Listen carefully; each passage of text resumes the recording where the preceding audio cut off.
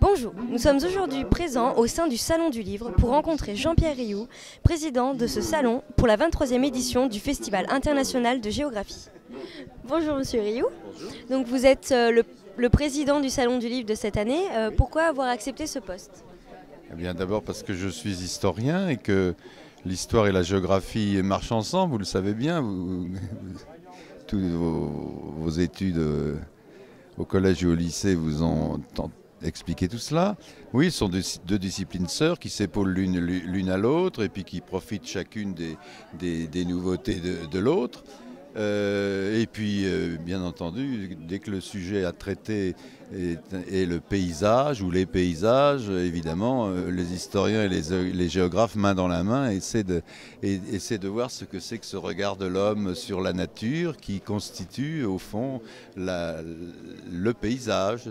Un paysage n'existe jamais, je crois, que par le regard humain, le travail humain. Et c'est une tâche tout à fait intéressante que d'essayer d'analyser ce que c'est que l'acuité de ce regard, comment on le construit, comment on éduque tous ses sens aussi. Et Jean-Robert Pitt le rappelait ce matin dans une conférence, n'est-ce pas? Le paysage, on l'appréhende avec tous ses sens, parce qu'un paysage... ça fait du bruit, une source fait du bruit, les oiseaux font du bruit, et puis on peut même toucher un tronc d'arbre, etc. Et puis il y a des sons, des lumières. Donc les cinq sens finalement de l'homme sont mis en œuvre pour tenter à la fois de contempler, de connaître, d'analyser cette espèce de spectacle mis en scène par la nature bien sûr, mais le vrai metteur en scène c'est l'homme. C'est le spectateur. Donc ce festival regorge de plein de rendez-vous, de conférences. Oui. Est-ce qu'il y en a eu une ou peut-être plusieurs qui vous intéressent? Écoutez, il y a toutes celles qui touchent évidemment au thème dont on vient de parler, les paysages. Ce matin, Jean-Robert Pitt a très bien expliqué, par exemple, comment dans un paysage, il y a toujours quelque chose de sacré, finalement, qui n'est pas nécessairement du religieux ou de la religion, mais qui est quand même un respect et pas du tout une prosternation, mais qui est un regard élevé vers quelque chose qui dépasse l'homme qui regarde le paysage.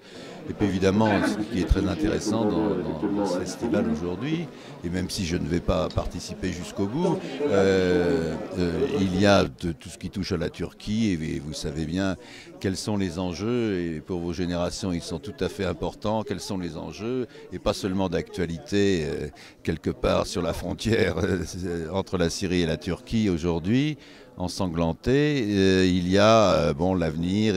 Qu'est-ce que la Turquie dans l'Europe? Que faudra-t-il faire avec elle? Faudra-t-il la laisser lanterner encore très longtemps ou pas, etc.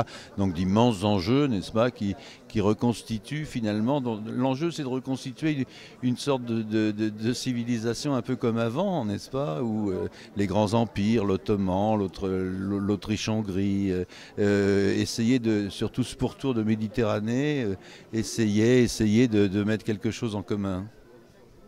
Enfin, dernière question, donc, lorsque vous étiez écolier, que représentait la géographie pour vous? La géographie, moi, on me l'a toujours apprise et vendue, si je puis dire, et enseignée avec l'histoire. Donc là, c'est assez difficile de faire de départager les deux disciplines, parce que d'abord, c'était toujours le même professeur, et pour vous, ça a été la même chose.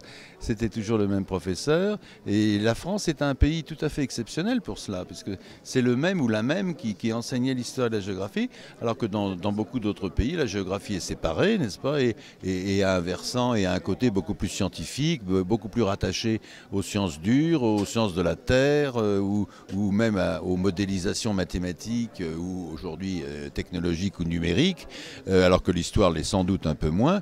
Mais je n'ai jamais eu, moi, je dirais, on ne m'a jamais appris ce qu'il y a de scientifiquement très probant et très un peu hard, si je puis dire, dans la géographie telle qu'elle se fait aujourd'hui. Et c'est dommage. Merci beaucoup. Merci à vous.